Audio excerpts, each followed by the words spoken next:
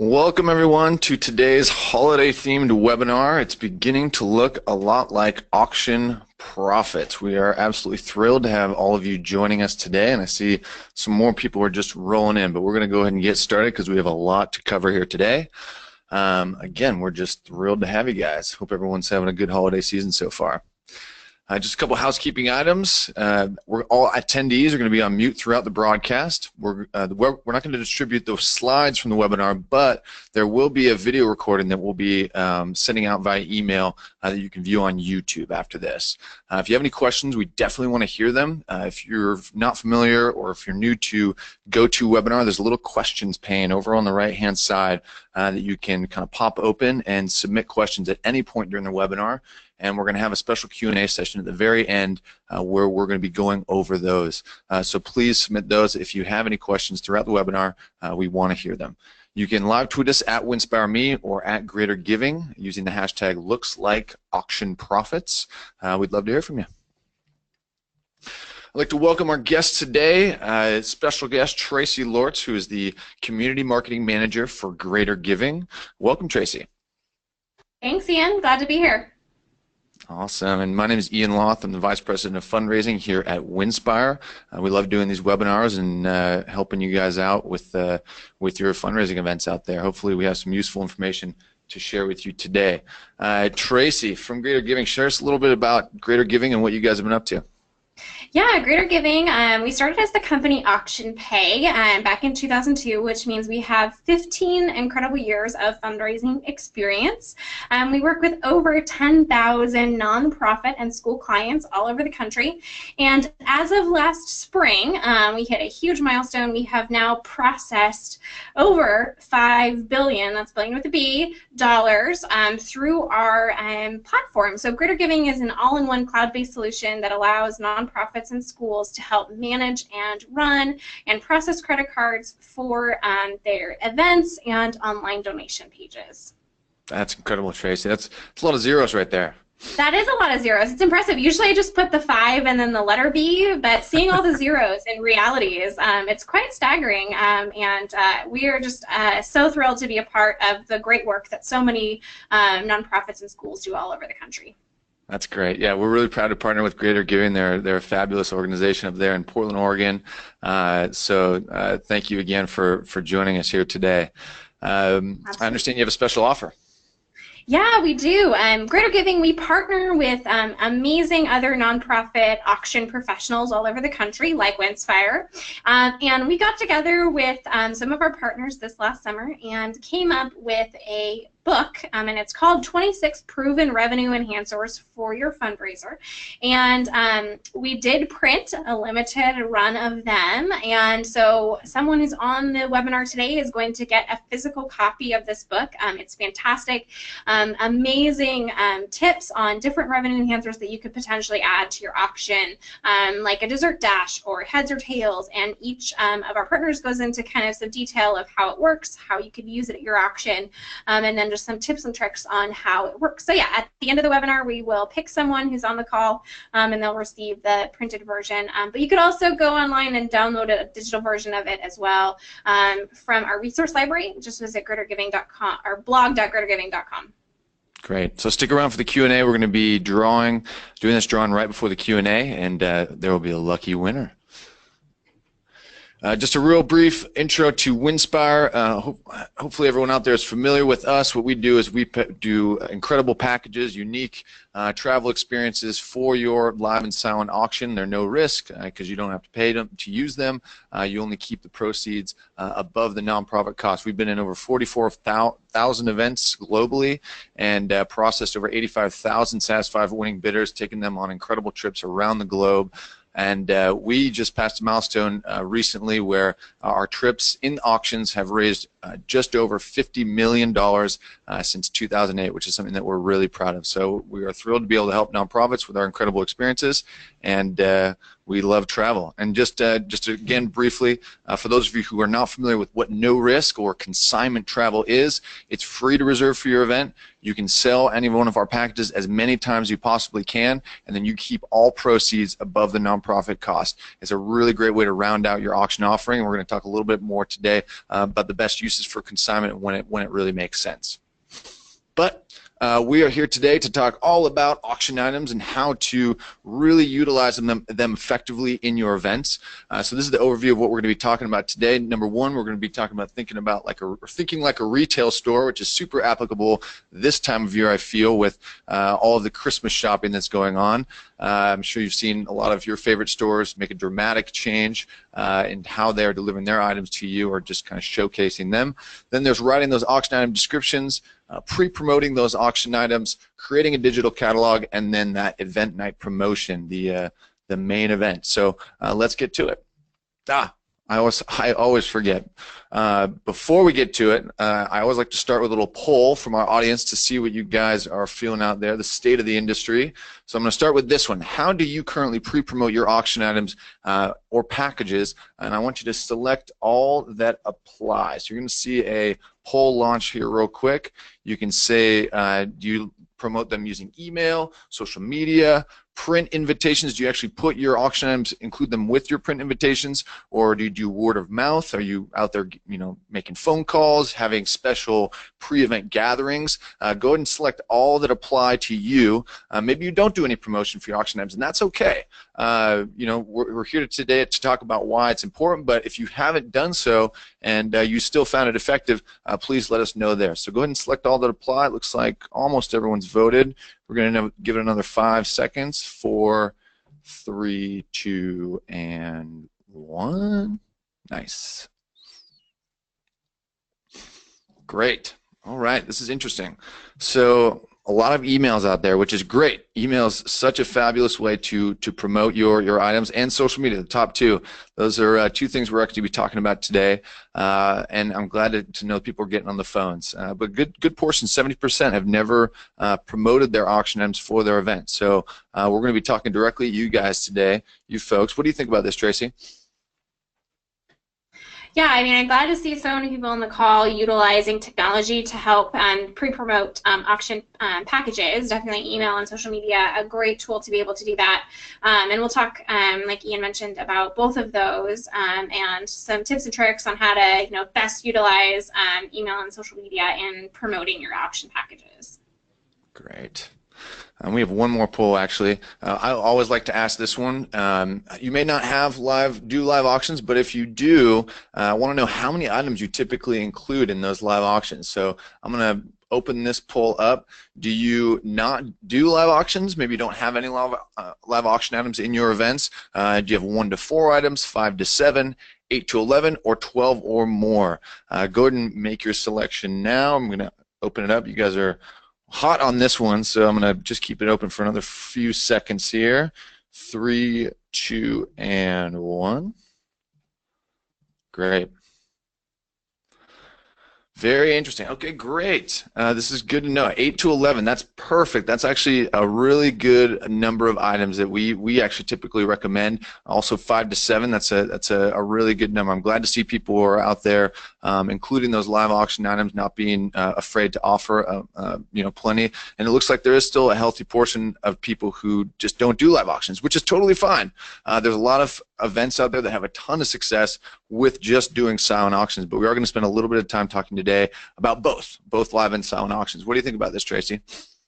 I think that this definitely reflects my personal philosophy on Christmas gifts this year. Becoming an adult, I'm all about quality over quantity.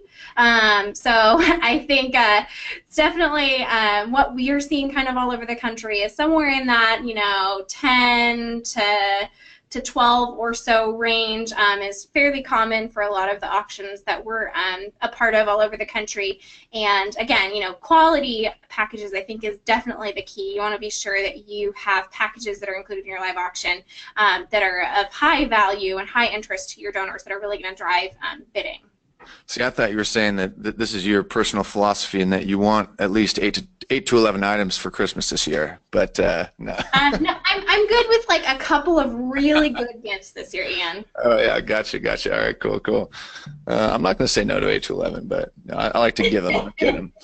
All right, cool. Let's get to it here, folks. So first off, thinking like a retail store, and like I mentioned before, this is really applicable now. I thought, kind of in this year-end holiday season, because so much shopping does happen out in the stores, and it applies so much to you, the event planner or the development director, the folks who are in charge of running these big events, because if you really break it down, ultimately what you're doing is running a store. And I really want you to kind of think about it as this one night only storefront, right? You spend all year, or maybe half the year, most of the year, planning this this one store that's only going to be open one night only, right? You're going to have all your customers come through that front door and shop and buy items for one night only. If you asked, and you're going to close up your doors and say, see you next year, right? If you were to ask any business person to run a business like this, they would think you are nuts. But this is your job, right? At the crux of it here. So it's really important that you, as the event planner, are super strategic about the items that you're laying out on those silent auction tables and offering in your live auction. You want them to be appealing, you want them to be catered to your audience, and you want them to be, you know, attractive enough where people are going to come in and spend good money on those auction items.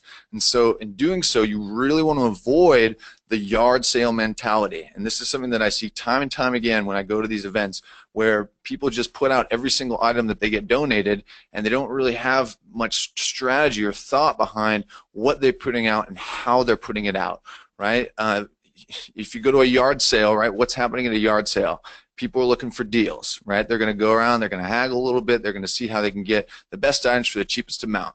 If instead of doing that, what you want to try to do is have fewer items that have a higher perceived value, and that means not putting out every single item that you get donated. It's okay to hold back certain items and use them for other things that are not the silent auction. You can have a closet in your at your organization where you have donated items that weren't used in an event. You can use them for incentives, to incentivize your volunteers. You can use them for door prizes. You can use them for raffle items. You can use them for other events other than your biggest gala, where you really want to have highly perceived, or excuse me, items with a high perceived value. And I'm going to talk about that here in a second. But the key here is really having fewer items, higher perceived value, so that people end up spending more on those items, specifically for the silent auction. How do you do this? Well, one great way to do this, and I know many of you out there already know this, but you want to combine items to create packages. That's why previously, and Tracy's going to talk about this here in a second, you know, you really want to think about them not as auction items, right, but as auction packages, because you're getting things from around your community and packaging them together to create a really unique experience or item that people are going to spend more money on, right? Not just dinner for two at a restaurant, but a whole date night package where you're getting you know, limousine service, you're getting the dinner for two, you're getting $300 to gift card to Nordstrom so that people can buy their date night outfits, and then you also have a babysitter for the kid, right? That right there is going to get a whole lot more money than just those individual components put out on the table, right? So it's really important to spend the time to combine items that you've gotten donated to create really unique packages that are going to go for a lot more. It's that perceived value that's key, right? And one thing that, you know, happens a lot out there is people focus on the retail value of the silent auction items, or any auction item, right? Well, if you start combining things, that retail value goes out the window, because all of a sudden you've created something with much higher perceived value, because you're taking the convenience, right? There's bringing all these pieces together that people would never do on their own, right? All of a sudden, they don't care about the retail value. Holy crap, I want this unique package that I would never do otherwise. And they're going to spend a whole lot more money on it than they would just on those individual components. So, this is a question we always get, but how many auction items exactly should you have? And it really is less than you might think if you take that mentality of the fewer items with higher perceived value to heart, right? And we're going to talk about both the live and silent auction here, but starting with just the silent auction, a great rule of thumb is to go just this right here, right? Half the number of buying units. What does half the number of buying units mean? Well, let's start with what each word means, right? What is a buying unit? Well, you have your guest list. Let's say you have, you know, 300 people. Well, of those 300 people, most people spend as a couple, right? A couple usually has a single wallet that they're spending with. People, they spend money on their own too, but you kind of want to regard your guest list as a series of buying units. So you can basically split your guest list in half, right? Because you have buying units of one wallet per couple, right? Then, in order to create some demand, right, for those items, you don't want to have an item for every single couple, because then people are just going to go around and put one bid on each item, right? What you want to do is create a shortage of supply, a little scarcity of items, and make it so that the demand starts to go up, because if there's a lack of supply, everyone's going to compete over that scarce supply. So you want to have half the number of buying units. So of that 300 people, you have 150 buying units. That means you want to have around 70 or so silent auction items, and you can actually probably do less than that, right? It's better to err on the smaller side, because people are going to start to compete on those items and really bid those up. Did you have any thoughts on this, Tracy? Yeah, I actually was going to add one thought on this, Ian, especially when it comes to silent auction. Half the number of buying units is a great, starting point in terms of number, but really keep in mind the space limitations that you're working within. You don't want to overcrowd your cocktail hour space with tons of tables, because you have so many silent auction packages that your guests aren't going to be able to really move throughout the space easily. So that's another definitely key tip, is be sure that the number of silent auction packages that you're going to have, you have enough space to easily display all of them to help drive bidding. The worst thing that you can, and I love that. It's really important to take into consideration. You want to have, there's the two butts rule, right? If you're putting tables, parallel to each other with items, you want to have enough space for two people to face in opposite directions and lean over and bid and look at an item and not hit butts, right? You want to have enough space between the tables that way, and you also don't want to pack your socializing area with too many tables, right? People need some space to kind of move around and hang out. And the silent auction items should supplement that. People are going to spend more money if they feel like there's a really good, very good space and vibe going on, and they have the freedom to kind of roam around and browse these items. So just really the key word here that I just really want to pound into your guys' head is being strategic. Don't put out every single item that you get donated. Be strategic about the items that you put out there, because I hate going to these events and seeing these incredible items with just one or two bids on them. That's not what you want. You want a full bid sheet, or people competing over these items, and the only way to do that is to kind of create that scarcity there. So that's really important. Cool. Awesome. For the live auction. So the live auction is actually one of your biggest potential revenue streams. The silent auction is great. It's a great revenue generating activity for people to do during cocktail hour, right? It's a great way to make money throughout the event, especially if you have a mobile bidding going on like with Greater Giving. But the live auction is one of your biggest potential revenue streams if you do it right. It can actually be on par with your fund to need or special appeal and your sponsorships if you are putting the right items in front of your audience. And that requires getting unique and items that will wow your audience, and you can actually use it to promote your event. We talk about pre-promotion, which we'll talk about here in a second, but you want to get those items that are going to dazzle, that are going to start the conversation about, yes, people, are you going to the event? Oh, did you see they have incredible tickets to Napa Valley or Cannes Film Festival or all these things? It's going to really kind of notch up the aura around your event if you can really bring in these cool experiences, not only from your local community, but the United States as a whole, or even around the globe. I included this image from the Christmas Story. I don't know if you guys are familiar. Hopefully everyone is familiar with the Christmas Story, but this is one of my favorite parts, where the kids are all just sticking their noses up against the glass looking at that Red Ryder BB gun, because it is the item that they want, and people are all crowding around these Christmas windows. And kind of to keep that storefront metaphor going, right, this is where your live auctions belong, in those storefront windows where people are just coming and they're like, wow, it makes them want to walk in, it makes them want to spend money, right? This is your live auction. You can use it as kind of the main event of your event, and use it to entertain people and raise money, and it can really bring in a ton if you do it correctly. And that starts with catering your live auction items to your top tier of spenders. It's important. First things first, what you're going to do is you're going to take your guest list, right, and you're going to break it into 3 tiers. You have your minimum participants, which is most of your audience, those are going to be the people who attend. They're going to buy some raffle tickets. They're going to put some bids in the silent auction, maybe win an item, but they're really not going to participate too much. The middle tier spenders, those are going to be your active participants in the silent auction. They might participate a little in the silent auction, but they're also maybe put in a few bids, but it's not very likely they're going to be winning a live auction. The live auction is laser focused on this top 15% of your spenders, right? And that's really not that many people, right? We have that example of a 300-person event, right? 15% is, let's see, let's take that 10%, that's 30 people, add another 5%, so that's about 40 people, 40, 45 people. And if you think about it in terms of buying units, right, that's only 15 to 20 folks, right? That's 15 to 20 people that are in your top tier spenders that you want to cater your live auction items to. That's not that many folks that you have to go around and actually speak to. Each and every one of them, get to know what they want, what are their interests, where do they want to go, what do they like doing around the community, and find out if they're going to be bidding on these items, right? So don't bother with trying to put these $1,000 or $500 items in the live auction. You want to have a kind of a basement bottom value for your live auction items, so they're going to really bring in those dollars. And don't try to cater to everybody else. You want to have those wow items that are going to get everyone excited to watch, but only 15% of your audience to bid, right? It's actually really exciting if you go to an event and people are bidding on these incredible experiences to be part of the 60% and watch it happen, or even the 25 and maybe stick a hand up and bid.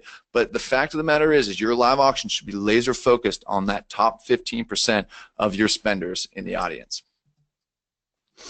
How do you do it? And I kind of glazed over it here in the last slide, but the most important part is going to your VIP spenders, those top tier spenders, and asking them what they want to see. You don't have to, you don't want to corner them and say, what do you want? What are you going to bid on this year? And pressuring them. That's the last thing you want to do. What you want to do is ask open-ended questions. Things like, where do you want to go on vacation? What sort of travel plans do you have this year? What have you seen at other events that you've liked, or what has gone for a lot of money at other events? What do you think some of these other bidders that right, VIP spenders in your community, what do you think they would like? What's the age-old adage that goes, if you ask for money, they'll give you advice, and if you ask for advice, they'll give you money? Go ask for some advice from your donors, right? They'll love being part of the process, they'll love giving you tips, and then that'll help influence the actual items that you select and go put in your live auction. So, how many? Here's another rule of thumb for you. I don't usually like to say a specific number, but it sounds like you guys all got it down pat out there, most of you anyway. But I like to put it in terms of time, right? You want to have as many items as you can sell in under 1 hour, because a live auction that goes for longer than an hour is too long. You're going to start losing your audience. How many items is that? Well, it totally depends on your auctioneer and who you have selling items. Some auctioneers are crazy fast. They'll sell an item every 2 to 3 minutes, right? Then they can get upwards of 15 items in under an hour.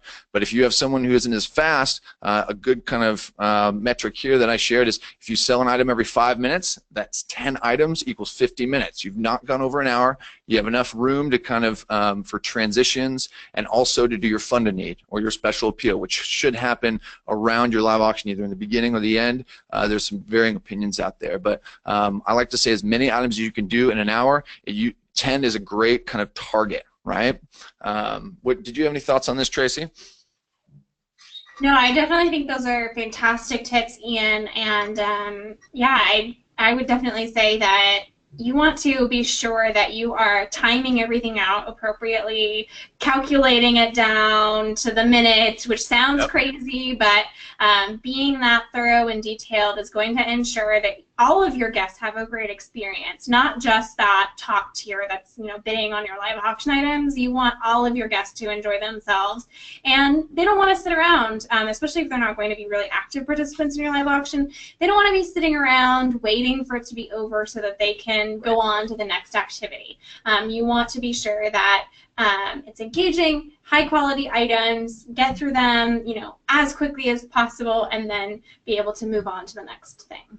That's great. Yep, and those items, right, like you said, they should be high quality, Really great items. And what happens, right, if you don't have 10 items? What happens if your procurement team goes out there and gets 5 or 6, and they're great items, but the rest you really feel like should be left in the silent auction? Well, that's exactly where consignment packages come in. That's why we're in business here at Winspire, is to help you round out your live auction offering, to really get to that 10 wow unique items that you can use in your promotional materials, getting people excited, and really filling out your offering. And again, it's free to use. You can reserve them, promote them, offer them in your event, and you can sell them as many times as you can, which is a great way to really amplify the revenue of on these items. A good example I like to use is if you have a $3,000 Winspire package, right, and you sell it to one bidder for $6,000, then you've made $3,000, which is great. $3,000 for your bottom line.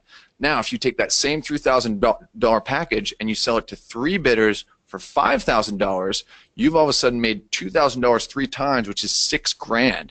You've doubled the amount of return on that package. Instead of making $3,000 from one bidder, you've made $6,000 from 3 bidders, and you actually have 3 happier winning bidders because they've paid less for the package. So selling a package multiple times is one of the best ways to have happier bidders and raise a ton more money. So that kind of gives you a good example and why Winspire can help real well. But again, we want you to go out there and procure items. We're not here to replace your live auction offering. You shouldn't have 100% consignment items in your live auction.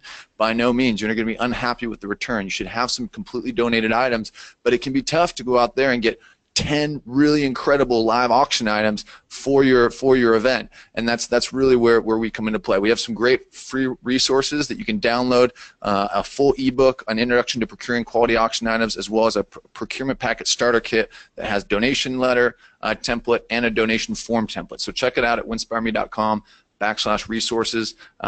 Some great tips in there. Auction package descriptions. Hit it, Tracy. All right. Well, thank you, Ian.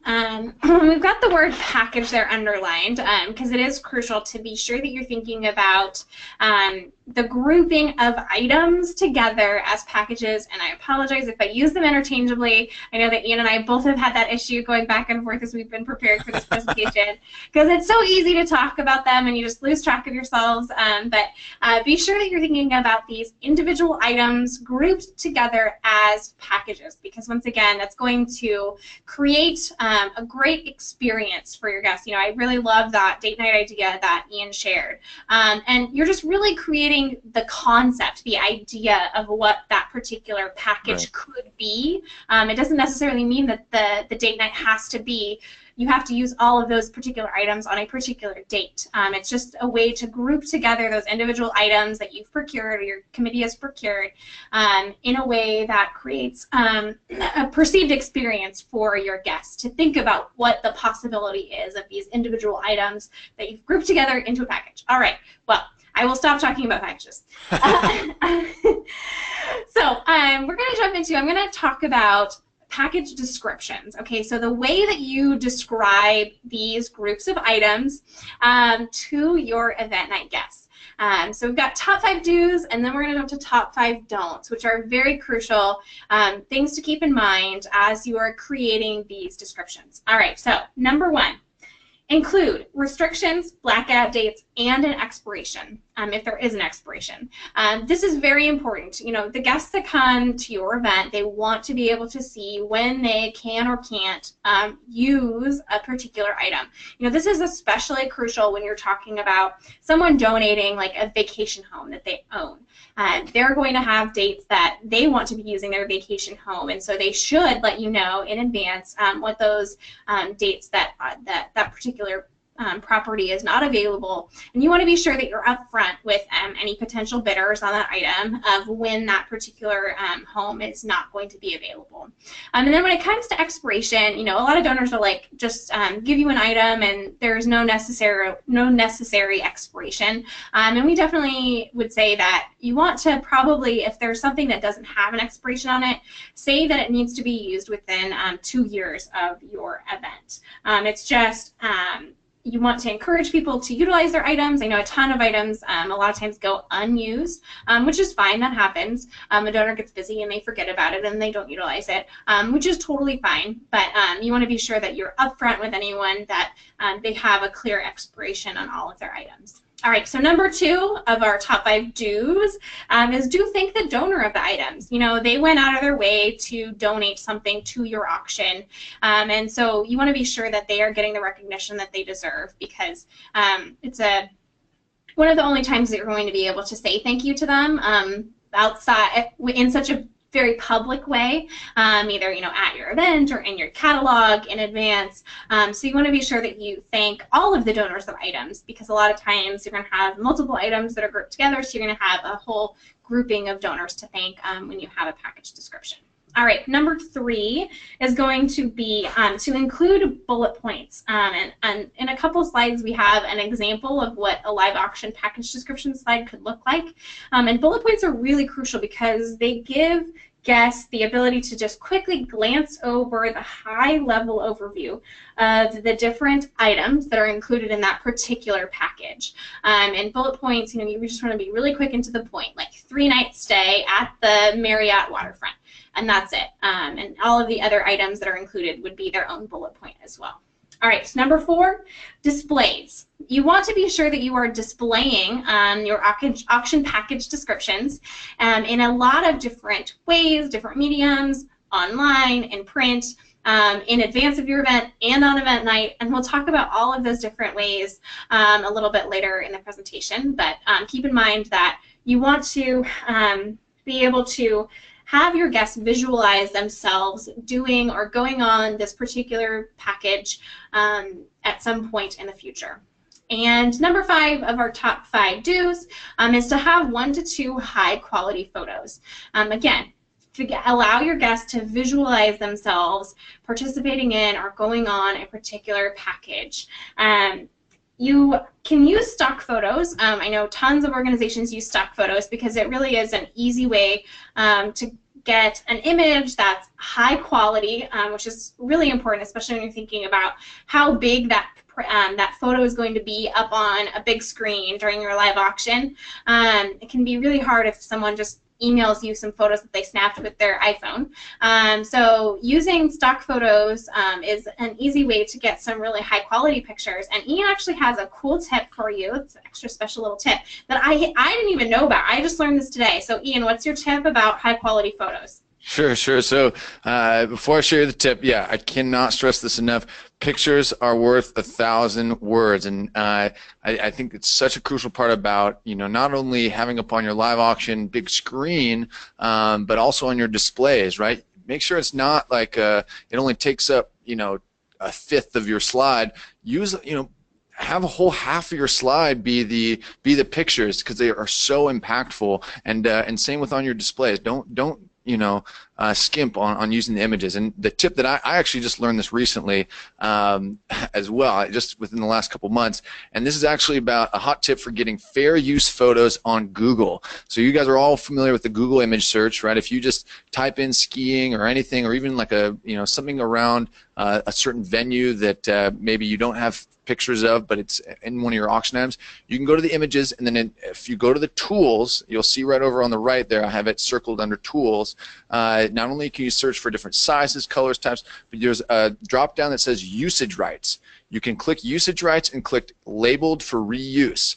These are free to use. These are free under the common copyright law, whatever, but you can use these on your website, you can use them on your display materials, and I've been using it now for the last couple of months, and there's actually some great imagery out there that you never have to worry about getting hit for any copyright infringement. So again, typing in skiing, and look at, if you have a skiing package and it's you want to just get a really cool image of a skier, you're gonna be hard pressed to identify which of the ski resorts any one of these skiers are at, right? So pick an image that's gonna have high emotion, high impact, look really cool.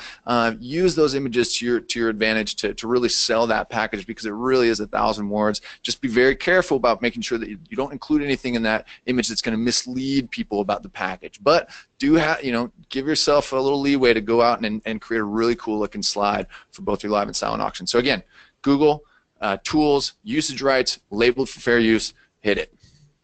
All right, yeah, and that's a great tip. You know, Google really going above and beyond to build their platform and be the best search tool out there. I love it. All right, so now we've got top 5 don'ts.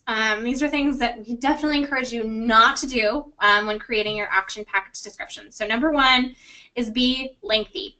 I definitely don't want to see, you know, a 5-6 sentence description and bullet points and a big long description thanking all the donors, and you know, it's just, you want to be brief, get to the point. You want someone to be able to quickly and easily understand what the package is and what is included in it. That saves you time too, right? Like, you don't want to have to write lengthy things, right?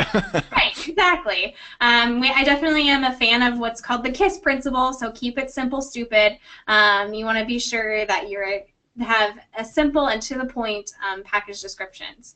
Yep. Number 2, low quality images. Okay, so we talked about this great way to be able to get some free non-copyrighted images, but you want to be sure that the images that you are accessing, that they're, you know, their ability to expand in terms of size, that they're pixels. I'm not 100% techie on how all of this works, so I'm going to do a really bad job of explaining it, but you want to be sure that it's going to be crisp and clear, especially when it's, you know, blown up really big or printed out and on a big signboard or something during your auction. Let me just show something real quick on the Google Images. So you see over here where it says size. Yep, exactly. Right? That you're going to click this drop down and just click, when you click it, I wish I could show you here, but you're just going to click large, right? There's a small, medium, and large. As long as it's large, it's over 1,000 pixels wide, you are just fine putting it on any slide or any document and printing it. You're going to have great pixels. So under tools, right, when you search these images, just go to size, click large, labeled for fit reuse, and you are good to go. See, Ian's way more tech savvy than I am when it comes to these kinds of things. Yeah, you don't give yourself enough credit there, Tracy. All right, number 3 in our top 5 don'ts. Don't mention things that are not included in the package. All right, so you sit down, you're feeling all, you've got creative juices flowing, you're writing your package description, and then all of a sudden you look down and you're like, wow, I listed 3 things that aren't even in this package. Go back and do some editing, because you definitely don't want to include things in your write-up description that aren't included in the package. All right, number 4, don't get too creative. You know, I've seen some really interesting, that's for sure, package descriptions, but then I read it and I was like, wait a second, I have no idea what's actually in this package. So you definitely don't want your event, I guess, to feel that way either. Be sure that if you start to get funny or quirky in your package titles or your package write-ups, be sure that you run them by, you know, my rule of thumb would definitely be at least 3 different people within your office. Not everyone's going to understand a particular pop culture reference or think that a particular title is funny, but then again, you never know. Your guests might think it's hilarious, but we just want to have a word of caution there that getting too creative could potentially backfire on you at some point in the future. So be careful. Run it by a lot of different people, especially people of different age ranges, because all of your event guests aren't going to be of one particular demographic. All right, and number 5, don't clutter the description. You want to be sure that your visuals are uniform and consistent, and that includes the font that you are using, the size of the font, the graphics, where they are laid out, and we're going to show you a sample of a live auction package here next that Ian and I created. So this is a package that we titled Scottsdale Golf and Spa Getaway. All right, the package title is quick and to the point. I can pretty easily understand what's probably going to be included in this package. Down below that, we have the package number or the lot number, which is really important, especially with your live auction slides, so that your guests can stay on top of exactly where you are in the program, so that they know when a particular package is coming up for bid that they want to be an active bidder on. Below that, we have our kind of, you know, quick but visually potentially exciting, imaginative write up. With more than 300 days of sunshine each year, Scottsdale lies in the heart of the lush Sonoran Desert. Fly away and enjoy 3 nights at the Fairmont Scottsdale Princess with daily breakfast, a round of golf, and $500 to relax at the on-site spa. Soothe your body and soul while soaking up the sun. All right, a great description. I can envision myself going on this little getaway, going golfing, going to the spa, and it's also easy for your professional benefit auctioneer to read that kind of description from the stage before diving into auctioning. Below that, we have our bullet points of the different items that are actually included in the package, which are bolded, easy for me to take a look at and easily understand what's included. Below that, we've got the donors of that particular items in the package, and then when the expiration is of the package, and you could also include any blackout dates down there. And then finally on the left, we have 2 really high quality photos that are, both kind of, they're pretty much stock images, but you could easily see yourself going on this trip, enjoying yourselves, having a great time, going golfing, and having some fun in the sun in Scottsdale. So this is a great example slide of what you could model your live auction slides after. And I think, Ian, we're going to send this out as a template, right? So yes, let me say a couple things. So this is actually a Winspire package. So you'll get all this imagery, the flowery language, the bullets, in a Word document that you can then put on a PowerPoint slide. We also have PowerPoint templates that we send out with our packages that I'll be sending out the template with the recording for all of you out there as well. But it's important. I mean, that paragraph there, it's simple, it's flowery, but if you don't have that for your items, it can take a ton of time to really come up with those. At bare minimum, you want to have those bullet points there that are just kind of really laying it out, and just one sentence, right? A sentence about the package, what it is, what's included, and why people should buy it. You don't have to spend all this time on that, but you do get that with the Winspire packages when you do include that. So and then also, I know we have donors that are giving in Winspire, but if you do have logos of donors, let's say somebody underwrites the cost of with this Winspire package, which is a really popular thing to do out there, especially for organizations or companies that don't have things that they can donate, like a dentist's office or like a lawyer or something like that. They can actually underwrite the cost of this Winspire package so that 100% of the proceeds go to you, the nonprofit. But if they do that, you really want to make sure that you highlight their logo on here on the slide. And it's super easy to go to a website of the company, and most times it's in the upper left-hand corner. You can right-click, copy image, and then just paste it right into the PowerPoint. And then it's a good way to really give them credit for donating a package or contributing to it if they help donate it. So yeah, we'll send out those PowerPoint template slides. So look for those. But it's really important to use those images, right? See how I mentioned before, half the slide is imagery. You don't want it to be the image only take up a quarter of it, right? Use the imagery to sell the package, because that's really going to get people, paint that picture for them and place them at the location of the package. The photos are crucial. Cool. Love all that, Tracy. Great work. The auction package pre-promotion. This is something that we touched on a little earlier. I just have a few slides here. Want to talk about it. It sounds like many of you out there are already doing it, which is great, using social media and email. But just wanted to touch on a couple things for those of you who maybe are not, or maybe doing a few things the old way. The new way, the better way, is to make sure that you are using an email service provider or an ESP. And what those are services like MailChimp or Constant Contact. There's Emma, I think there's plenty of them out there where they have pre-built templates that you can really just plug and play text and imagery and your nonprofit logo and make it look super professional when you're sending out emails to encourage people to not only buy tickets but promote aspects of the event. Here's an example over on the right that shows just kind of a Hope Gala, right, where you can buy tickets, but it also shows a little auction item sneak peek. You can't really see the verbiage, but it talks about the event, the cause. The picture there, the little girl, is supposed to represent, a picture of what we're going to support. If this is supporting children, you want to have a little image that kind of tugs at the heartstrings. And then below that, there's a couple images of live auction items that are going to be included at the event. So you can kind of put this all into the same email as you're promoting the event, and then you can segment people based on whether they bought or not. So the people who have purchased tickets, you can then send them start to send them kind of weekly or bi-weekly emails once every 2 weeks or so, kind of saying, hey, guess what we just added to the auction? You know, look forward to this, bidding on this at the auction. You can don't waste your time, you know, promoting every single auction item you have, but just the big ones that you want to use to promote, really promote the event, can get people excited, and it starts the conversation early, right? I want you guys to think for a second about the difference between, right, a couple, husband and wife or otherwise, that might come in and at the night of the event they've never seen any of the auction items, but they're coming in and they're having that hushed conversation at the table, like, oh honey, I really want to go. Oh, I don't know if we can, you know, spend this much on that.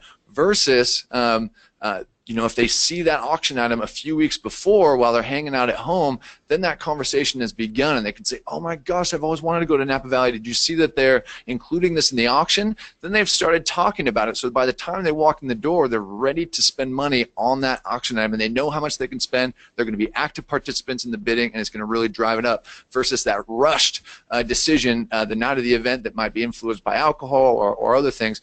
You really want to get that conversation started early.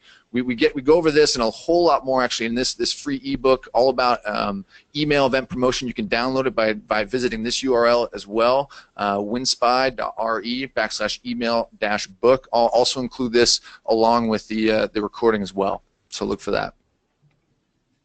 Social media, another fabulous free, I'm going to emphasize free way to promote your event and your auction items. So one thing you should absolutely be doing is creating an event page for your event on Facebook. It's super easy to do. You can include photos from last year to get people excited, remind people what it's all about, talking about the cause. And then once you have that, you invite all the attendees. You can invite people who haven't bought tickets yet or people who have. But it's a really great way to post things about your mission and then also your auction items. Here's a great example of a post by the Young Actors Theater that happened actually earlier this year. They were promoting the Ultimate Hamilton Experience, which is a Winspire package that they promoted on their event page. And you can see over in the lower left, or lower right rather, but circled in red, that had 52 interactions, people liking, people loving, people saying, oh, surprise, right? Getting people excited for that auction when it comes to the event. So social media, fabulous way to really announce things, not only about your auction items, but also about the event itself. Hey, we have this band coming. Hey, guess who's, you know, special guest? You know, here's what we're planning on doing. It's a great way to keep people informed. And it's another great way to thank your sponsors as well, definitely on social media.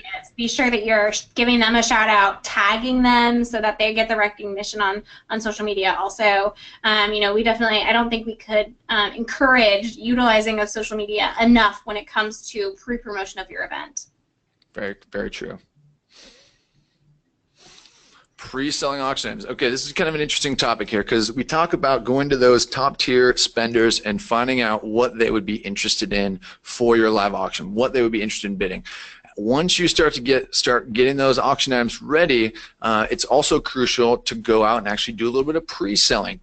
You're not getting guarantees that people are going to buy it, but getting a few guarantees that people will actually start placing bids to get the bidding started, right? Because the last thing you want is to get up there and start offering these live auction items and have it just be crickets, right? You want momentum, so you want to get at least guarantee that there's some interest out there, and you know, you say, you know, I don't want you to necessarily, you don't have to buy this. I just want to know if you're interested in bidding on it. And if you get a lot of yeses, that's great. It's an auction item you want to include. If it doesn't, if you're going around and you're asking and people are like, you know, I don't know about it, I'm not sure about it, then you know that auction item probably doesn't belong in your live auction, right? So this is another reason for you to go out and really go talk and get on the phone, also take them out to lunch, take them out to coffee, those top-tier VIP spenders who you guys know, right, based on years past, who are going to spend a bunch of money at your event. You should be already interacting with them anyway, but getting feedback from them, getting some guarantees that they're going to actually be participating in the live auction and catering to those interests to make sure that momentum gathers with the live auction. So a huge important part, just making sure you communicate with those top donors. All right.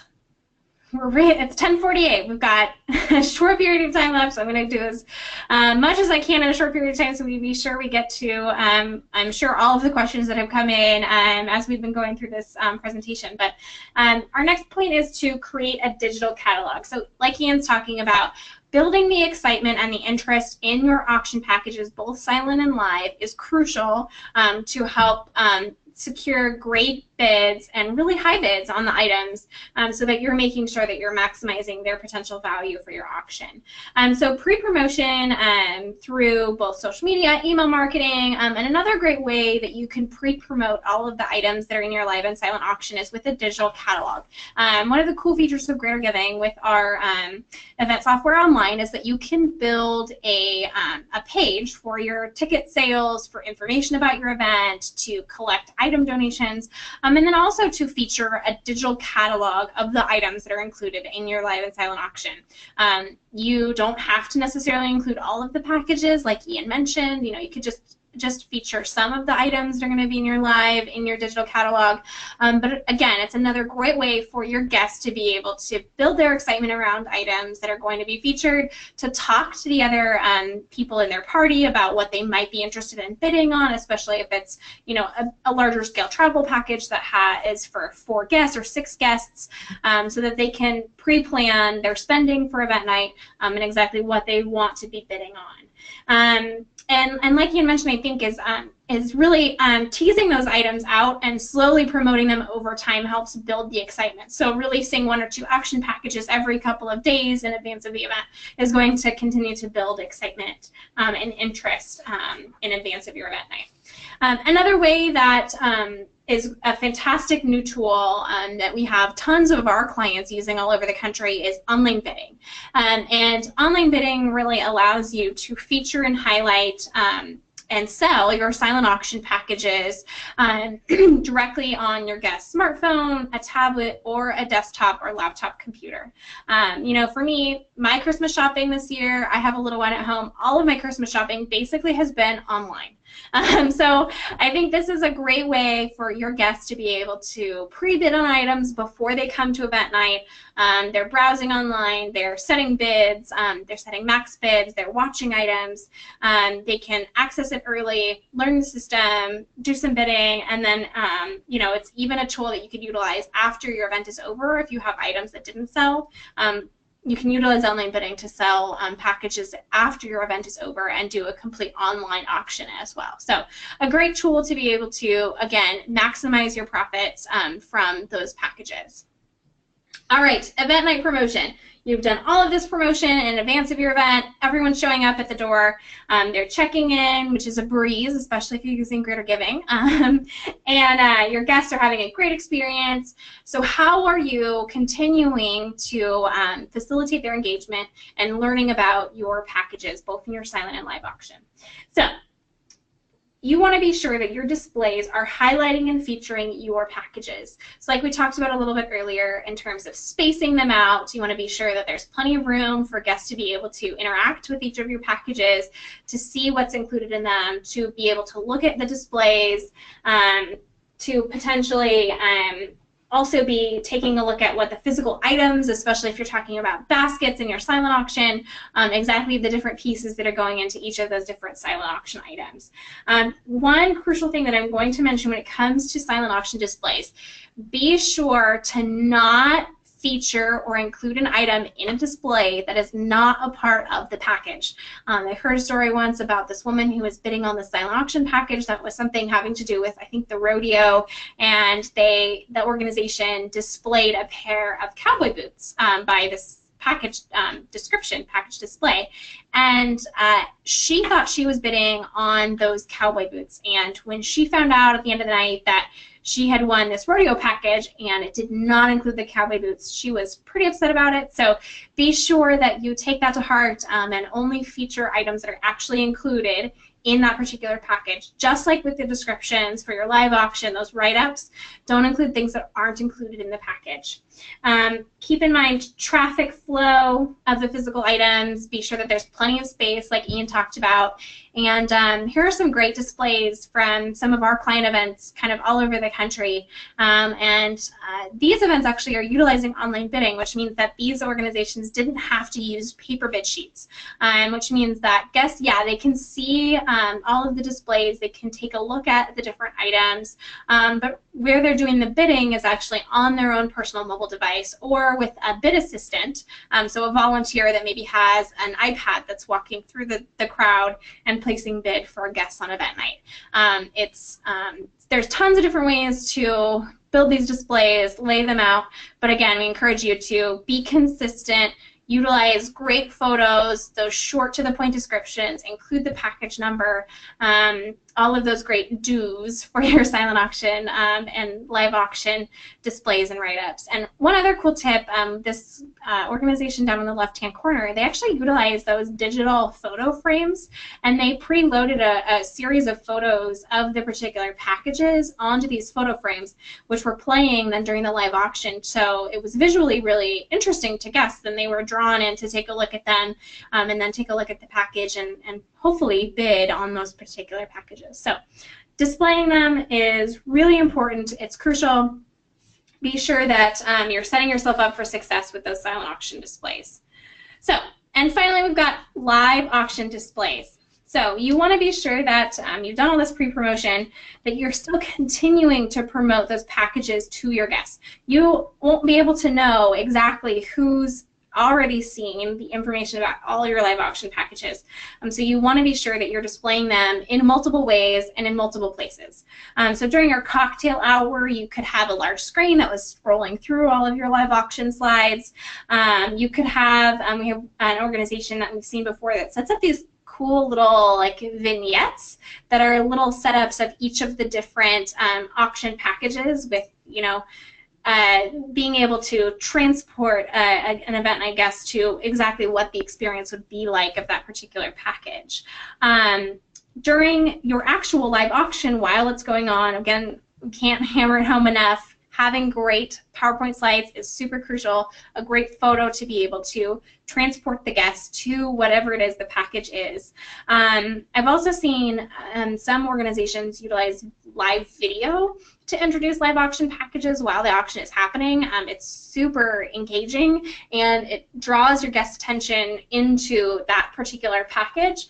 So they were like 15 to 20-second little videos that had the brief explanation of what the package was, and then the professional benefit auctioneer was just able to quickly and easily just jump right into auctioning that particular item off. Kind of expensive in terms of a production aspect, but if you have the capabilities to do something like that, it's a great and engaging way to continue to get your guests interested and excited in your live auction packages. And then finally, your print catalog, which continues to be kind of the standard tried and true way to promote live auction packages, your silent auction packages, any information about your organization, information about auction rules, etc. A crucial piece of your print catalog, and lots of people love it to be able to take notes in it or to write down what they're planning on bidding on a particular item. So you want to be sure that your print catalog includes your descriptions, has photos, is in color, and is easily readable for your guests, you know, because you might be utilizing some different lighting during your live auction period, so be sure that guests can quickly and easily take a look at the packages, read through them, and plan their bidding accordingly. Yep. Yeah. A quick note on that print catalog. Don't bother putting silent auction items in there. Just stick to your live auction items. Otherwise, you're going to go crazy, right? Yeah, especially if you have a lot of silent auction packages, for sure. Right. We actually have an auction catalog template that we'll also send out. I think we're going to be sending out probably 35 different templates with this recording, but no, I'll definitely include some links so that you guys can download our auction catalog template as well. It's a great way to take care of the design aspect of that. So all great tips, Tracy. Thank you. Yeah, absolutely.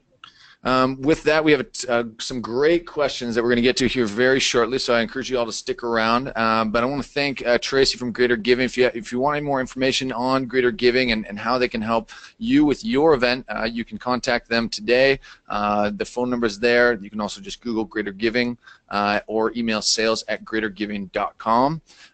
Same goes for us here at Winspire, where we'd love to help you with your next live auction or silent auction for that matter. And I'll tell you about the silent auction here in a second, but definitely want you to use some no-risk travel in your next event to help round out that auction offering. You can go to winspireme.com or just Google Winspire and you can give us a call there. And definitely ask about our luxury properties. We just released this actually in the last month or so, but they are lower priced hotel-only packages that are designed for your silent auction tables, and they act just like our big package signature experience packages. They're just lower priced, and they're no risk. So you can reserve them for your event, put them on your silent auction tables, and then you only purchase them if they actually sell and raise money at your event. So give it a look. You can go to winspireme.com/PHR. That's because we partner with preferred hotels and resorts on all these properties. I think there's over 200 different properties from around the world. Boutique hotels are absolutely incredible. So give it a look, winspireme.com. And then also Winspire News, we're not giving away a booklet, but we do give away a $1,200 travel package every single quarter. We have our next drawing coming up in January to one of our lucky blog subscribers. So definitely subscribe to Winspire News at the URL there. We come out with about an article or two a week. And then I'm also part of a podcast with my friends Renee Zhao and Danny Hooper that is always going. We've had about 45 episodes with people from around the industry. We've interviewed people from Greater Giving and just everyone involved with fundraising events. So wherever you get your podcast, search Events with Benefits and give it a listen. We'd love to have you join us there. And it's time for that special offer. So Tracy, I'm going to go ahead and draw someone at random here from our... All right, how about Gina Brooks? Gina Brooks, we are going to send you a copy of the special offer here. So I can see you just kind of piped up. I'm going to mark you down. Go ahead, Tracy, go ahead and mark down Gina Brooks, and we'll get in touch with her separately to send her a copy of this. So congratulations, Gina Brooks. Congrats, Gina. I'll send you a copy of the book. Awesome.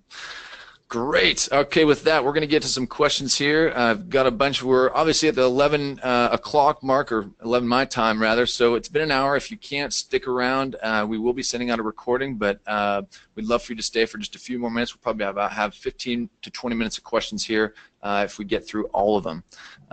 So first up, Thomas Kalaman, I'd love to do a live auction but need to convince my board. Any ideas? I would say send them this webinar. We're going to be sending out a recording of this webinar that you can absolutely forward along to your board to give it a watch. Maybe find a couple, direct them to some specific points in the webinar. Give them a few time points to go look, and where we talk about the importance of a live auction. There's actually tons of other webinars I know Greater Giving does, and we do. We have a webinar library that you can send them as well. But these sort of things we're talking about is a great way to convince them. Yeah, absolutely. And we have a complete blog as well that features articles just like Winspire does. And we really run the gamut in terms of content on that particular blog. And we have on-demand webinars. And I know that we have quite a few articles that focus specifically on getting your board involved in your fundraising effort. So I would take a look there to try and loop them into the fold, I guess, for doing a live auction at your next event. Totally, and I feel you. Thomas Kellerman again. So we have a huge space for our silent auction. Other NPOs have had 600 plus items in the room, but only had 60 items last year with 300 attendees. With 400 expected guests this year, should we be looking at 100 items? I would say that's around the amount that you should be looking at, right? Half the number of buying units, but I would err on the small side. If you have little, $20 gift certificates from your gym, local gym, you really don't want to. Your silent auction shouldn't be an advertising junkyard, right? You want to be strategic about the items that you place out there. If there's items that aren't going to get much revenue, it might not be worth getting them out there, right? You want to really create that competition. So 100 max, I would say. What do you think, Tracy? Yeah, I would definitely agree with that in terms of the numbers standpoint, but I would definitely take a look at the revenue generated from your silent auction from the last year. Take a look at the packages that you had, how much they made, especially packages that made less than their fair market value price, and make a decision whether or not it makes sense to include some additional silent auction packages. Also, take a look at if you have all of your bid sheets from last year, take a look at the active participants so you get a better idea of exactly how many bidding units are active in your silent auction, and plan accordingly, because if you have a ton of activity on all of your silent auction packages, then yeah, definitely if you have increased guest count, throw in some additional packages. But if you have, I would say, over 30 to 40% of your packages maybe only got 3 or 4 bids, then it might not make the most sense to add additional packages. Great. Thanks for that, Thomas. Got a great question here from Emily Bush. What is your experience with donors who donated to the silent auction, but their items did not make it in the auction, like the items that end up in that closet of extra items throughout the year that I talked about? I would say, let them know. You can reach out and before the event, just explain, that, hey, we're overwhelmed with items this year, and while your item didn't necessarily make it onto the silent auction tables, we're going to be using it for a couple different initiatives coming up throughout the year, and it's still absolutely very helpful for us in raising revenue. So, and you can maybe explain some of those things, maybe list a couple of things that you're going to be using it for, and thank them again profusely for their donation. But as long as you get out in front of it and explain why it wasn't there, then people are going to be totally fine with that by the time they get to the event. Yeah, no, I totally agree, Ian. I definitely think you want to head them off at the pass. You don't want a donor of an item to show up on event night and be upset because their particular item that they donated didn't get included. So definitely let them know well in advance, but be be as strategic as possible with that conversation, and let them know that you really appreciate their donation, and that it's going to be utilized in a way that's actually could be bringing in even more revenue than if you would have included it in the silent or live auction. Great. Thanks for that question, Emily. This is a great question from Mariko Krieg. Do you recommend putting cash value of the package on the description? This is a really kind of an interesting discussion that I've heard arguments on both sides. We definitely say avoid it, because cash value is specifically for live auction items, I would say. Talking about the suggested retail value can actually put a price ceiling in people's minds, and because they're going to stop bidding if it starts to get close to that cash value amount during the live auction. Because what's more important are two different types of value, right? It's the perceived value, right? What is the perception of how much this package is worth?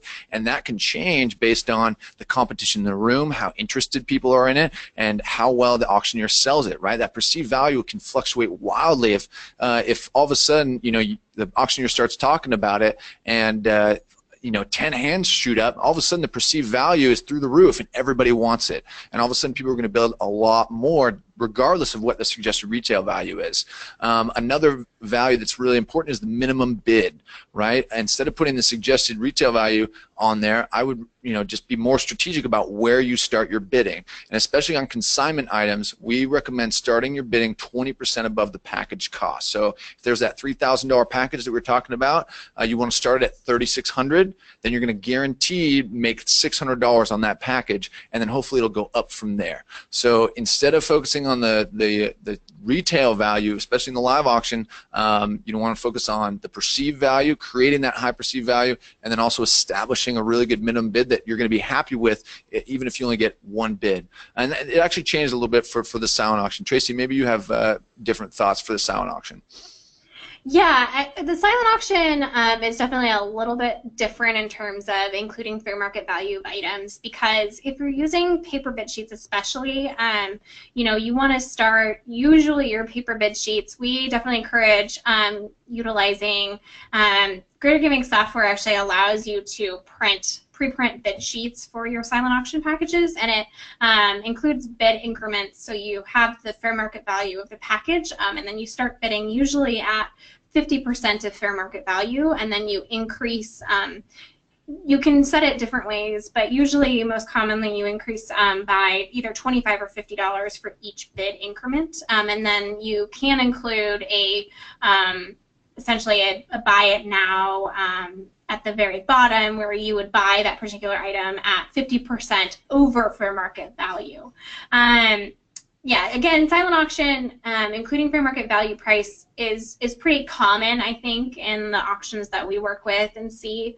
But with the live auction, you want to have perceived value be really high to encourage bidding, build the excitement, and we always encourage our clients to work with a professional benefit auctioneer, especially with live auction. They're going to be able to work with you to set those minimum bids and starting bids and really increase the amount of revenue that you're seeing from your live and silent auction. Great. That's a great question. Christine Laredo was asking about all the items in the package example from Consignment. I think she was talking about that Scottsdale one. Yes, the package as a whole is a consignment package. It has a nonprofit cost for the whole thing, and you keep everything above that package cost when you sell it in your auction. Casey Parr has a great question. On package descriptions, can you be lengthy in your auction booklet or in your auction catalog? This is a tool where we can provide more detailed information. I'm particularly interested in descriptions for Winspire trips where there's a lot of information that potential buyers might need to know, which we want to include in our auction. I would say absolutely. Your auction catalog, auction booklet is exactly where that information should go. Not on the slide, right? Not on the tables, but in your auction booklet is where you can provide the necessary information to really expand on a package. But you definitely want, there's crucial pieces that you want to have on the slide for when people are bidding, because maybe they didn't see that auction booklet. That is those bullet points of everything that's included, as well as blackout dates. Those are the crucial pieces that you want to include, but you can definitely elaborate more in your auction booklet. Yeah, I totally agree, and I think that the booklet is a great opportunity for you to include additional details that you want to have listed about a package, but you want to keep your slides to the bare bones of what is really most crucial for that active live auction time period. Great. This one, thank you for that, Casey. This one's from Thomas again, Kalman. We have our first live auction. How do we pre-sell if we don't have any bidder history? That's a great question. All you need to do is use it as an excuse to go talk to your bidders, right? You know who is kind of the bigger spenders in your room. Maybe you won't know everyone who has the money to bid in your live auction, but you know where to start, and that's with the folks that maybe have spent a lot of money in your silent auction or who have donated large sums of money to your organization in the past.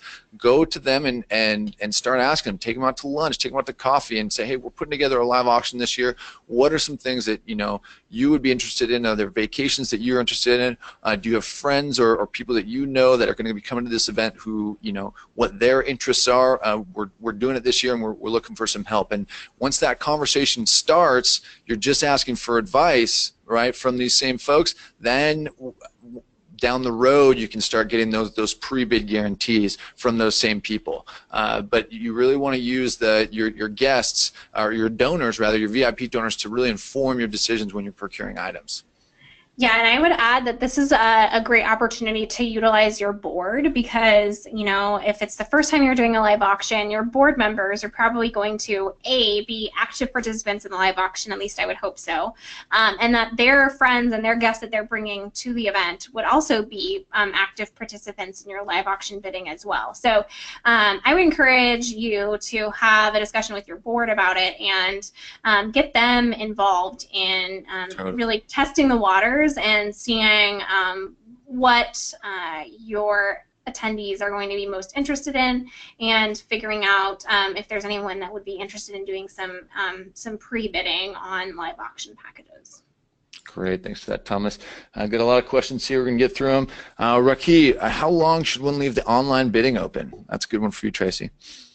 So leaving online bidding open, one of the great features of Greater Giving Online Bidding is that you can actually close things in sections, just like you do during your actual event. If you were doing paper bid sheets, you could close sections at a certain time. But it's a great tool to be able to continue to extend the bidding period into the evening a little bit further than when you're moving all of your guests out of the silent auction space or the cocktail hour space into sitting down for dinner, if that's the format of your event. We definitely would recommend probably to close all of your silent auction packages in advance of your live auction beginning. You don't want your guests to be distracted by the silent auction while a live auction is happening, so we would definitely say to close all of your packages before the live auction begins. But yeah, it's a great tool to be able to extend bidding and your potential pool of bidders outside of just your cocktail hour space and just the people that are there in the room. Great. All right, we're going to get through these. Robin Myers, would you recommend posting on our Facebook event page asking potential attendees what they would like to see in our live auction? Absolutely. Get out there, ask some questions, say, what's up, folks? What do you want to see? Be energetic about it. You can send out surveys to your attendees.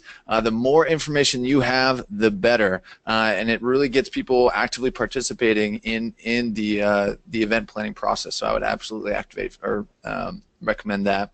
Yeah, and I would add, Ian, that a great time to ask that kind of question to your event attendees is actually right after your event has happened. Right. You know, you want to capture their interest, keep their interest in your event, get them excited about coming next year, and ask them that question far in advance so you can start planning and procuring items, you know, at least a year out in advance of your next event.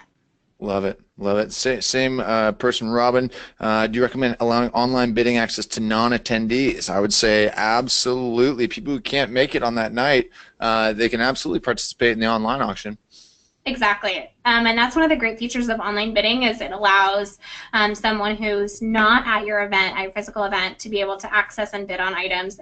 Of course, you can restrict that so that you know, certain sections closed in advance, and so they're not able to actually access those or bid on those on event night if they're not physically in the room. So you want to incentivize people to actually come to your event. But yeah, doing online bidding is a fantastic way to get participants that are outside of just those people that are actually there. All right, we have about 7 to 10 more questions. Elizabeth Chambers, did I hear you correctly? Only put live items in the catalog and not silent auction items? Absolutely.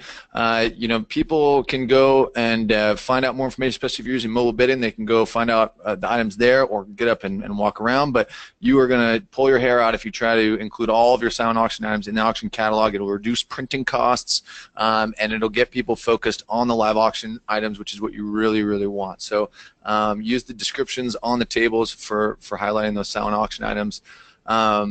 Tressa, interesting question. We have a live auction with 34 items. How in the world can we cut back? Great question. I'd be interested to know how that live auction with 34 items has gone in the past, if you've ever done that many.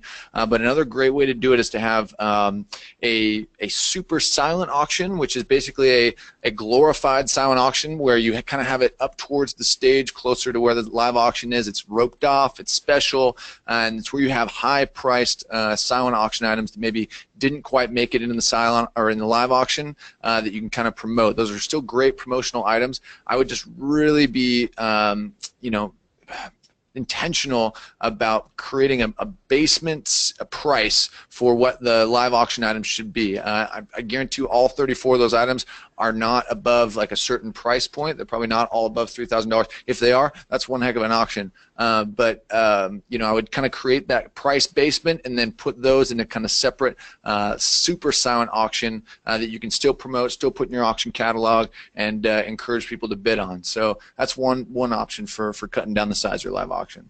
Yeah, and I would say another option is to take a look at those packages and see if there's any ways that you could create even larger packages by grouping, you know, maybe a couple of those packages together, or if there's a way to tease some of them out and separate them out over, you know, a few different silent auction packages.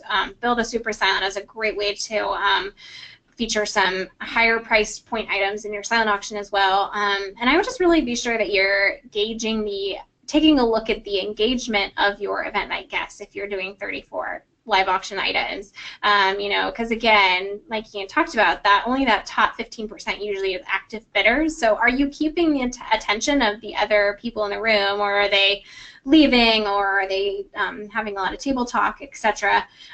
So I would definitely say that take a look at those different points and see if it makes sense to cut back this next year. Great. This is a great. Thank you for that question. This one's from Maria. We do have a live appeal rather than a live auction. I feel like a live auction would be great to bring back. Is it too much to do both? No. In fact, you should do both. You should have a live auction and a live appeal. They're not, you know, interchangeable. They should happen both, right? You can. I think the prevailing wisdom out there is to do the live appeal before the live auction, but I've seen it both, and I've seen it done excellently on both. And I think what you're asking about, Maria, is the funded need special appeal, live appeal, or the paddle raise, where people, you know, you ask for denominations and people donate. That's a huge moneymaker that you should never remove from your event. You should always have that, but it's a great thing to do in conjunction with your live auction. So I would say have it either before or after your live auction, but always precede your live appeal with a emotional trigger, and that's a 60-second video, a speech from someone who's benefiting from your organization. If there's children that can get up or share an emotional story, you always want to have that and launch straight into your live appeal and get people to donate money, get that oxytocin going in their brain, get the emotions going. That's when people are going to donate the most, and then you can go into the live auction, which is kind of more entertainment based. You can kind of tie it back to your cause, but it's more of an exciting thing for people to do. I would say absolutely 100% of the time you should have both a live appeal and a live auction at every single one of your events. Yeah, and Ian, I don't know how common it is all over the country, but here in Portland and Oregon, a lot of times I'm seeing professional benefit auctioneers actually doing the live appeal, special appeal in the middle of the live auction, yep. Kind of creating this like bell curve of the event. So you start off and you strategically place live auction packages that have a building of value, and then you place your special appeal in the middle of those packages. So if you have 10 packages, you would do your live appeal, you know, after lot number 5, and then you continue on with packages 6 through 10 after you do your special appeal in the middle of that, because that really just you're building the excitement, the energy in the room, and then in the middle, reminding everyone and bringing to the forefront exactly what it is. All of your guests are there supporting on event night, asking for those donations, and then rounding out the rest of your live auction packages. Great. Thanks for that question, Maria. Quick question from Janet. Do you have a webinar on looking at statistics from your previous auctions and how to do that? Tracy, I think that's a question for you. Do you guys have a webinar on that? I don't know if it's a specific topic that we have a webinar that's on demand on, but I definitely know it's something that we've talked about in multiple webinars. I would have to take a look, Janet, and I will, if I find anything, I will send it to you. Great. Thank you for Jeanette Best. And then Jeanette Carmarello, is selling a VIP ticket to an auction a good idea if the plan is to let them view the items 30 minutes earlier than general admission, as well as have a private cocktail hour? You know, that's a great question. I don't know. I've been hearing of this, the kind of VIP aspect. If people are willing to spend a little bit more money on a VIP ticket, then more power to you. I don't know if it's a revenue generator or not. Tracy, what have you seen? I've definitely heard of it as well, and I think it's definitely something that's newer in terms of people's plans for their event and selling a VIP ticket. I can't say that I've personally been to an event that does that or been a part of an event that does that, but I know that there are people all over the country that are trying to find some new ways to kind of retool their event and add some additional revenue. So I think that that's a great way to be able to do it. And I definitely, again, would go back, ask the questions to your event night guests, to your high-level donors, what they want to see, what would make the experience better for them, and do those things. And if it's having a VIP cocktail hour where they have early access to be able to bid on items, then absolutely do it. Yep, I would just say, I mean, everything's worth a try once, right? And if you try it, just be hyper-focused on how it affected your event, whether it actually raised more money or not. If it didn't, and it had no net impact on the amount of money that was raised in your silent auction, then it might not be worth it, right? My reservation with that is that people are getting in and they start drinking even earlier, and you're already battling an alcohol bell curve where people are starting to get tired at a certain time, and if people get too wasted or too drunk, they're not going to bid as much on the live auction. So you run that risk if you have them in sooner and start drinking earlier, where it might actually impact your event negatively. I would just, if you do that, I would just make sure that you are hyper focused on looking at the data and making sure it impacts your revenue, right? That's what we're here about, right? So. Exactly. Taking a look at the bottom line, I think, is crucial. And when it comes to making changes to your event, especially if it's an event that you've been doing for multiple years over time, I would definitely say only make, one big change at a time so that you are able to really get a good look at how it affected the revenue numbers. Because if you're changing, 2 or 3 things all at the same time, you won't ever really be sure 100% which of those changes had an impact on revenues. Great point. Thank you for that, Jeanette. And this one's from Kelly Feldman. Love seeing you back, Kelly. And she's always in here asking questions, I think. We're limited on space, and silent auction is a huge revenue source for us. We rented a tent last year and put it in front of the entrance of the venue. It was very expensive to rent the tent. Do you have any other suggestions? That's really interesting. I know it can be very painful to even think about cutting down your live auction if it's bringing in money, but you have to look at it, right? How much money did you spend on that tent, and did putting out all those extra items really net you more money? And you also have to think about it in terms of volunteer time. How much time did it take your volunteers to go out and procure all of those items? Maybe it does require having a bigger venue. I guess I'd have to see how many attendees you have and see how much you've raised on all those items, but it's important to take a very deep dive look at all of your items, see how much was bid on each one, and if you have the capacity for a huge silent auction and it's been historically raising a ton of money, then by all means you should follow the money. But if it's requiring a ton more work and a lot more event space that doesn't necessarily, if it nets you an extra few $1,000s, like $3,000, then I would say that it's not worth it, right? You can have those same volunteers spend more time going out and getting much bigger, cooler, unique packages for your live auction, right, that are going to net tens of thousands of dollars than it would for them to spend all that time gathering those items and putting them and setting them up and creating these cool displays and renting the tent. There is so much time and energy that goes into setting up a silent auction. You really have to be aware of the cost, not just the cost of the tent, but the time it takes for your volunteer and your team to go do that, right? Imagine if they spent 200 hours on the silent auction. What if they spent that same amount of time going out and just trying to procure 10 incredible live auctions that are truly catered to your top tier spenders, that those top tier spenders could spend $10,000 or $20,000 on that single item, right? And then you could sell it twice, right? I've been in places where a really good item will sell for $30,000, $40,000 because people just have to have it, right? And it sounds like you have a lot of people and a high spending capacity, so I would just really think about where you're spending your time strategically and what your return on investment for those things are.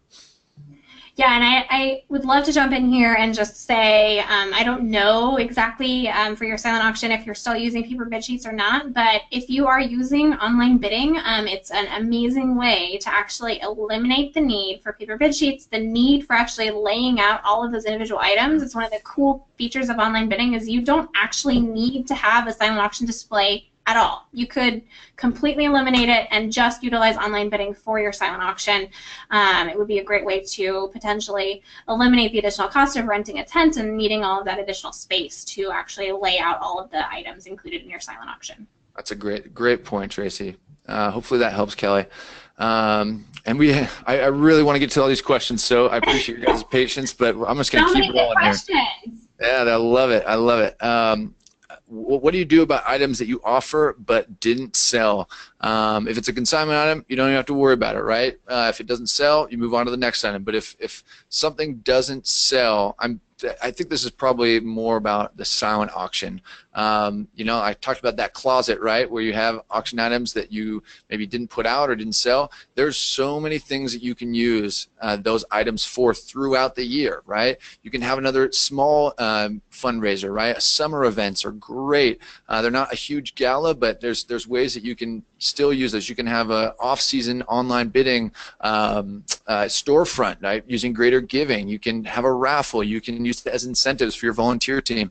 The sky's the limit in terms of what you can use these donated items, because everything has value, right? It's just about how can you use that value to make money and raise money. That's what it's all about.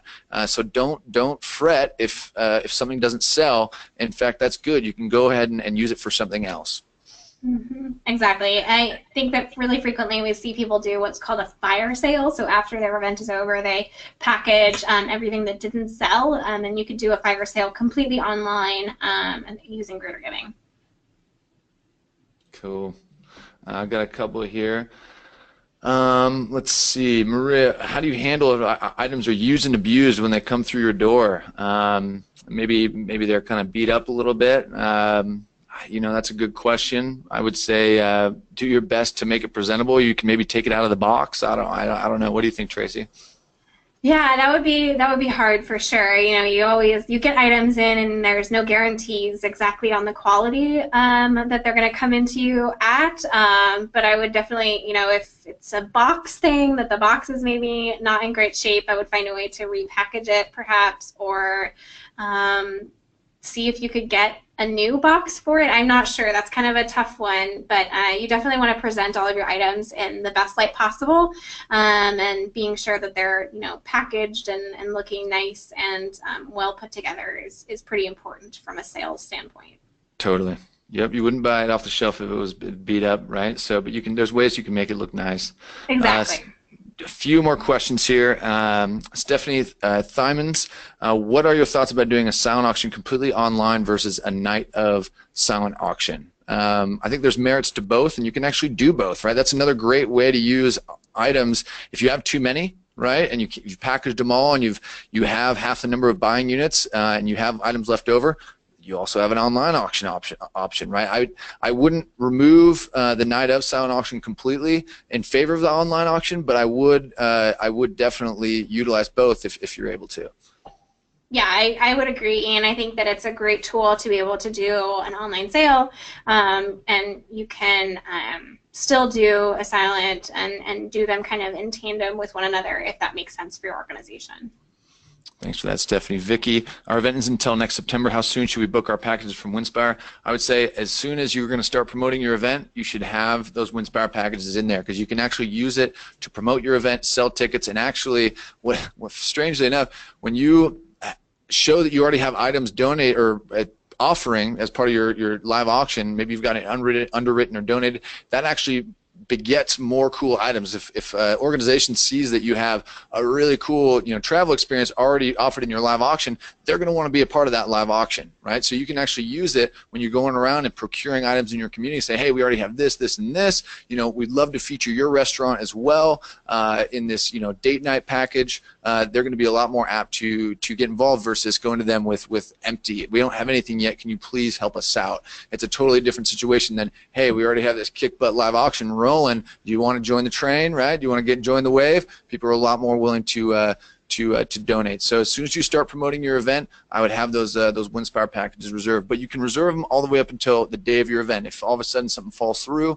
and let's say we have an auction tonight, and we're still looking for 2 or 3 more items, you can absolutely reserve a Winspire package, download the display materials, put them into your PowerPoint, and you can do that all the way up until the auctioneer takes the stage. Cool. Let's see. Darcy, we only have a few more questions here, and then we're gonna split. Darcy, do you suggest buy it now prices? I've tried both. Attendees have said they would have paid more than the buy it now if it wasn't purchased already. Well, I would say absolutely you can do buy it now. I would just make sure that those buy it now prices are something that you would be absolutely thrilled if someone actually put their name in there. You know, I've heard, you know, good and bad things. The nice thing about consignment items is if you set a buy it now price, you can sell it as many times as you want. You can have multiple buy it nows there. But yeah, I mean, it can be used. Just make sure if you do set a buy it now price that if somebody puts their name in there, you are stoked. You are excited about it. It's not low enough where you're like, okay, somebody actually did the buy it now. You actually probably want it to be upwards of you know, the suggested retail value almost. What do you think there, Tracy? Yeah, exactly. You know, usually our general rule of thumb is 50% over whatever the fair market value of a particular item is. So if the fair market value is $100, $150 would be the buy it now price. Again, like Ian said, that really just depends on your organization. If you wouldn't be thrilled getting $150 for that particular item, then don't set that as the buy it now price. And you don't have to include a buy it now price on every single item. You could just let the bidding go on certain items and include buy it nows on just some of your silent auction packages. Again, I think it's so crucial. We can't, you know, hit this point home enough, is to look at the data, look at the year-over-year numbers for your packages, for your silent auction items, see where the bidding trends lie, and then capitalize on those trends and find places to increase your revenues by, you know, either offering additional similar packages or potentially even not including a buy it now packet or price on a certain package if it's something that you feel like donors would really be interested in bidding and bidding high on. Great, I love it. Okay, I have 3 more questions I'm going to do, and then one little story from Casey Parr. I love this, Casey.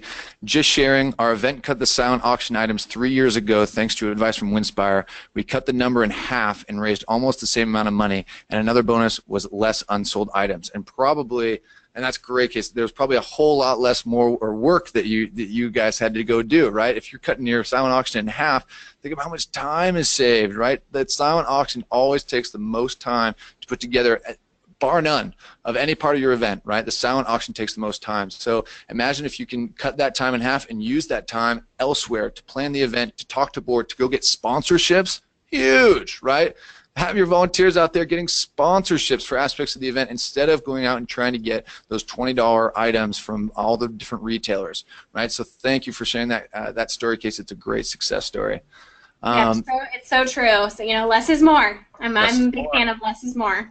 Love it, love it. All right, 3 questions, and then we're going to let you guys go for the day. From Brianna, we have experiences that are not valued very much and don't bring in much that in the past and have been done during the live auction. Do live auction items need to only be high-priced items? I would say yes, yes, resounding yes. The spending power that's in that room is it changes, right, from room to room. It might not be huge. People might not be able to afford a $5,000 package, but that still doesn't mean that you should, you know, be offering something that's $500 in the live auction, because it's not very exciting. People aren't going to be as engaged, and so you should still find out what that sweet spot is for your audience. Who are those top tier bidders in your audience, that top 15% that are going to be willing or are able to spend the kind of money? Find out what they want, and then include that high-valued item in the auction. Go procure it. Go get a consignment item and cater to those needs, because that's what's really going to be the entertaining piece and get people excited and actually spending the kind of money that makes the live auction worth it, right? If you have those $300, $400, $500 items in the live auction, people are not going to pay attention. It's not going to bring in the kind of money that you're happy about. Those should just be on the silent auction tables, right? Make sure that you have a real basement price for those live auction items. So I have one caveat to that, Ian. Totally. Yeah, please. Let me hear it. And that would be items that you know your donor base has a very high perceived value of. Oh, totally. So one item in particular that I know like a ton of school auctions utilize is like that first in line VIP parking spot at the school. And that item has actually really zero fair market value in terms of the actual sales price of the item, but has an incredibly high perceived value within your donor base.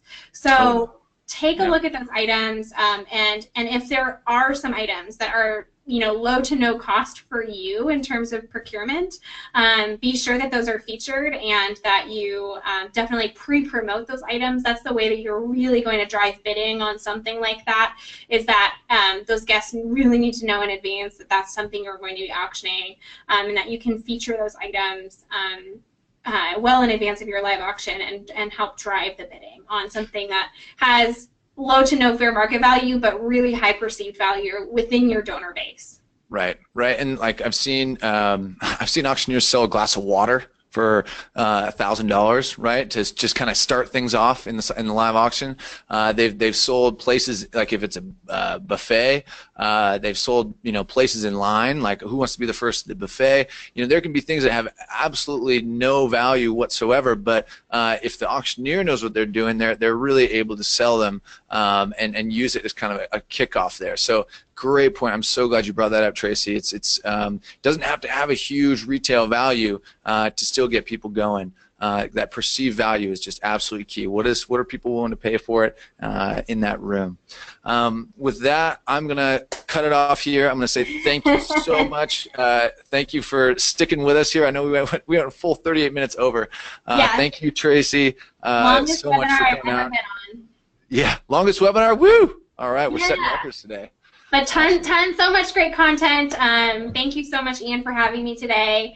You know, it's always great for us to be able to talk fundraising because really it's what, you know, both Ian and I live and breathe fundraising day in and day out, and it's so great to share our experiences with other people that are out in the field working every day.